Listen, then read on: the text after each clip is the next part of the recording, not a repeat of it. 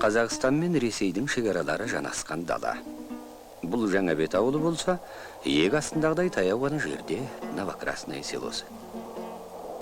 Тұңғиық, тыныш, карталарда да белгі таппаған атаусыз жерлер.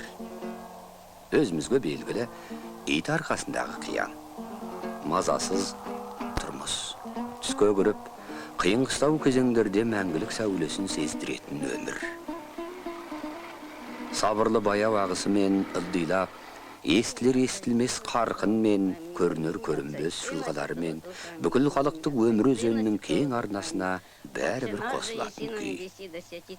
Таңырқарлық төзімділікпен тұрмыс құрып, бар жағдайға үйренген жандарға қарап, бұл өмірде күрес тартыс, айғай шу, жанжал төбелес барау деп сену қиын.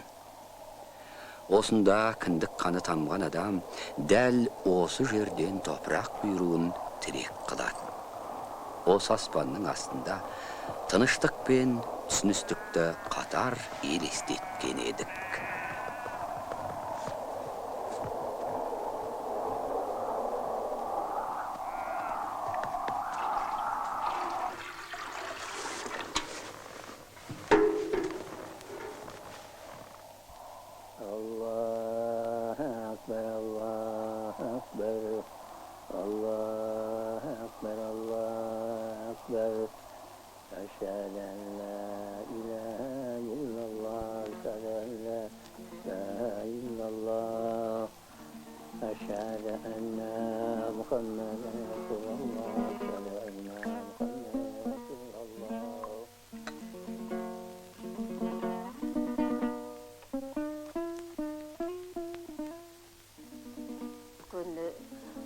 Алып келе жатқан жолында ешбір тиянақ, тұрғылықтылық еш нәрсе көре алмайсың.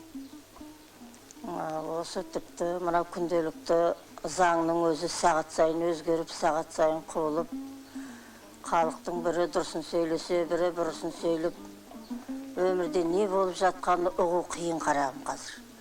Біздің ата-бабаларымыз айтқан сөзін орындата алмай, не хақтан күйіп кетті, өзімнің жалғыз бауырымыз не хақтан күйіп кетті, 37-ші жылы көппен бірге, жақсылармен бірге атылып қалды. Осы Керекуде ешбір кінәсі жоқ. Мына Омбыда, Қазанда, Семейде оқыған екен, жоғары білім алған юрист, олардың білімі, адамгершіліктері, бұрын ештеңе білмедік, білмесек те қазіргі тарихты оқып біліп отқанда, қайран ата-бабаларымыз-ай, қайран асылдарымыз-ай. Көз жасың тимей кетеді ғой. Көкірекке шер байланады, соны бәрін оқып білген кезде. Қайран бабаларымыз, асылдарымыз, топырақтары торқа болсын. Партия жолы, Құдай жолы дейді, біздің әкей айтатын. Әлгі шешей күлетін Ленин қайтты дегенде әкей бір күн бір түн жылапты. Жалғыз баламды барып сұрап алам ба деп жүредім, шіркін-ай. Таптырып алам ба деп жүредім, шіркін-ай өліп кеткен екен деп. Сонда партия жолыны оғысы өте бағалайтын. Ол әділдік, ол адамгершілік, ешкімге қиянат жасамау, сүттен ақ судан таза болу деген сөз дейтін партия жолын. Ол Құранның хадисі дейтін.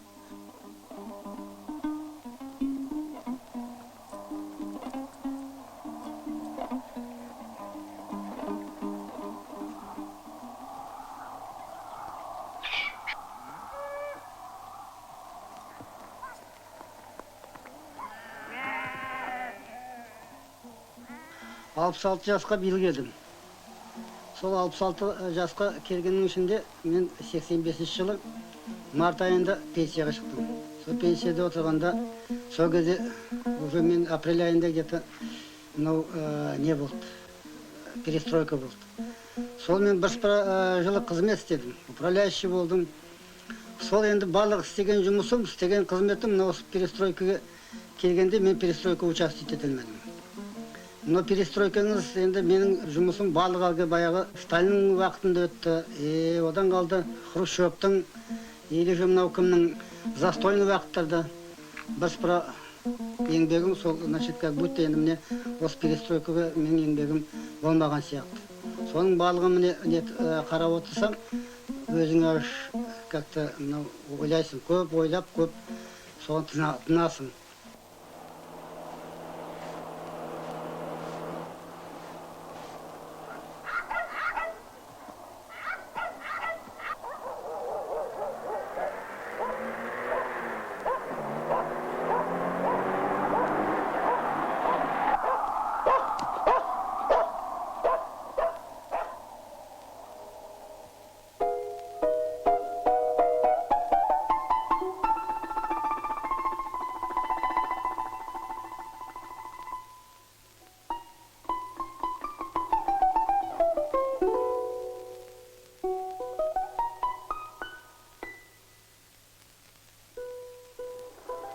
Крестьянским хозяйством занялся 3 года назад. Жеке шаруашылықпен шұғылданғаныма 3 жыл болды. Бала шағам бар. Табыс болса аз. 11 сиыр, 9 бұзау, 4 жылқы, техникадан ГАЗ-53 машинасы, Т-40, Т-16 тракторлары, 21-ші Волга машинасы бар. Бәрін сатып алдық. Тек жер жоқ. Жоғары жақта жер береміз деп жатса, жергіліктілер созбақтатуда. Мен өзім жеке меншіктің қолдаушысымын. Көп жерлестерім түсінбегендіктен бұлар осыған қарсы. Артықшылықтар, қолбасшылар жоқ. Ешкім менің еркімді тежемейді. Өзім не істегім келеді, соны рет-ретімен тындырамын. Бәрі орын-орнында. Басқа да шаруашылыққа жол ашық. Колхозда әкімшілік тәсілі, колхоздікі болғасын, кейін істесем де болады деп жай бірақат жүруге жол ашық. Бізде ондай болмайды. Допустим, что в колхозе работал? 120 рублей получал. Мен колхозда болған. 120 сом жалақы алатынмын. Енді міне жеке шаруашылық аштым. Қымбатшылық басып барады. Керек жарақ алар жер жоқ. 70 жыл бойы итеріп әйтеуір құлатты ғой. Кінәні қара шаруадан іздегеннен не пайда? 5 сом үшін жер шұқып жүру ғой. Кім кінәлі? Кім болса да шаруаның кінәсі жоқ. Тізгін ұстаушылар кінәлі. Дүкендер бос. Бар нәрсе қымбат. Адамдарда ақша жоқ. Қазір басын тек күшіне сенгендер ғана көтеріледі. Қалғандар шыдамас.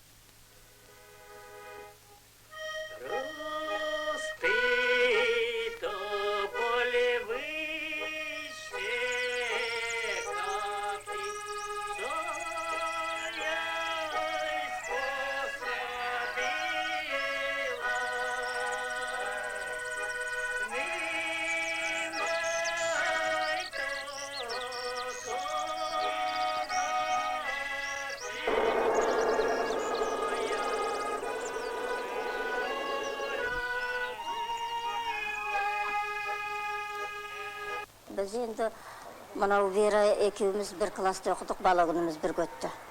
Өте тату болдық. Сол күнде мынау орыс, мынау қазақ деген әлгі бөлушілік болған жоқ. Халық тату болып бір түрлі. Баладар бәрі роскошный, разбалованный болып кеткен сол. Бәрі бар, жейтіні бар, киетіні бар, қолхот жоқ ма, содан бәрі бұзылды. Мен өзім одан деп ойламайым бері. Алла Тағаланың жаратқан адамы бәрі бірдей анадан туғанда сәби болып туады. Ол сәбилікке нұқсан келмесе, сол адам сәби көңілмен өте беруге тиісті. Алла Тағала жаратқанда адамды жаман бол, бұзық бол деп жаратпайды. Өзі Құран хадисінде бар ол. Ол жаралғаннан кейін әділетсіздікке ұшыраса адам, өзінің ар намысына қиянат болса, сонда барып адам ашынып, не нәрсеге болса да соқтығымпаз болатын содан. Біздің мен өзім үкіметіміздің кейбір кезде енді әділдіктің аздығынан, кемдігінен халық ашынама деп ойлаймын. Біздің шешей айтатын осы ақыр заман боларда, ойпырмай алыстан ешкім келмес, соғысуға жау келмес, бірақ ол халық бірін-бірі іштен қырып таусар дейтін. Міне осы сол заманға келіп қалмайық депті кейде қорқасың.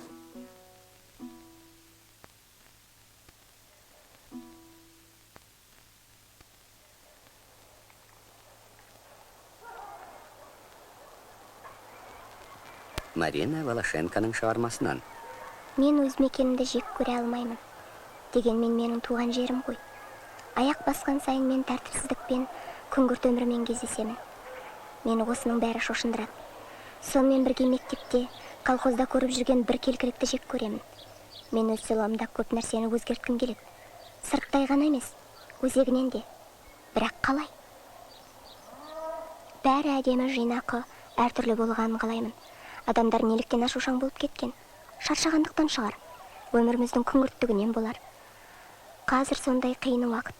Тамақ, киім, косметика, радиоаппаратура жетіспейді. Бірақ адамдарға басқа да жетіспейтін жағдай көп. Тіпті басқа күйлер, сұлулық, үндестік, тазалық, ең басты тапшылық мейірімділіктің жүдеуінде. Адамдар тұрпайылығымен, зілді көңілімен, бір әдемі киім кисе, немесе пайдамен сатып алынған нәрсе үшін бірін-бірін жек көруге дайын. Бізге ата-аналарымыздың сүйіспеншілігімен маңдай иіскер мейірімділіктері жетіспейді. Менің ойымша, біз балалар болмасақ, олар қасқыр мінезді болып кететін сияқты. Бізде сондай болуымыз мүмкін бе? Адам көкірегіне махаббат, табыс, бақыт сияқты мөлдір тамшыларды қалай тамызуға болар еді? Әлде бәрін бір сабырлылыққа бағындырар дәрі керек пе? Білмей-ақ қойдым. Әсел Ыбыраеваның шығармасынан. Біз алыс шет болып есептелеміз. Бізге артистер түгіл бастықтардың өздері сирек келеді. Алматы өте алыс. Оны теледидардан көре алмаймыз. Антенналарымыз қабылдамайды. Көркемөнерпаздық бізде жоқ. Кітапханаларымызда кітап аз. Сондықтан әркімнің жетілуі мен қалыптасуы өз еркінде. Бостандық. Бізге ешкім қоныс тебуге келмейді. Мүмкін жағдайдың жоқтығынан болар. Мен ер жетіп өз ауылымызға мұғалім болып келуді армандаймын. Шіркін сиқыршы болсам ғой. Қолымнан ондай келсе, әнші Виктор Цойды тірілтерем. Ол мерт болғанда мен қатты жыладым. Тағы ауылда қариялар мен балалар самалауымен демалу үшін фонтан жасар ем. Не қиындығы бар? Дүкенді заттармен толтырар едім. Әйтпесе сөрелердің бостығынан оның есігінен әрқашан қара қылып түспейді. Ең өкініштісі, ешбір менің тілек арманым қазір орындалмайды. Оны жүзеге асыру үшін тезірек есеюім керек. Осы күнге дейін жаңбыр әлі жауған жоқ. Бәрі кеуіп барады. Адамдар бұлттарға қарап олардың қозғалысын сөз етеді. Шөп шабу уақыты келді. Ал шөптің, жердің бәрі күйіп барады. Алдағы қыс жұртты қорқытады. Малды немен асырайтынын білмегендіктен. Мал біз үшін қыста да жазда да ең басты жұмыс. Бұрында солай болған. Қымбатшылыққа қарай қазір де солай. Менің әкем бөлімше меңгерушісі болып істейді. Ол кісінің қалай қиналып жүргенін көріп аяймын. Қариялар құрмалдық берді. Бұл қой сойып, Алладан мейірімділік тілеп, жаңбыр сұрау. Ауданның барлық ауылдары құрмалдық беріпті. Тіпті сиыр сойғандар да бар екен. Ал жаңбыр бәрібір жоқ. Шаң, тозаң, қапырық. Көңіл күйіміз онша емес. Егер мен сиқыршы болсам, бәрі қуану үшін қатты жаңбыр жаудырар ем.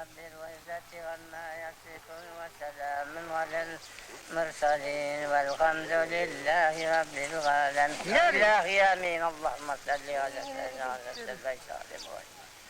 Ya Allah Teala bu köpçülüktün tilegini kabul ettim. Mınau mal menin canının rizqi üçün mına Allah asmandan berip, yerden sıramız kökten verip, her vaxtda denge sağlık verip, paçağa tişlik verip, adamzat verine bir dost olup, her vaxtda bakıpta konulduk ömür sürsün. Allahu Akbar. Amin var.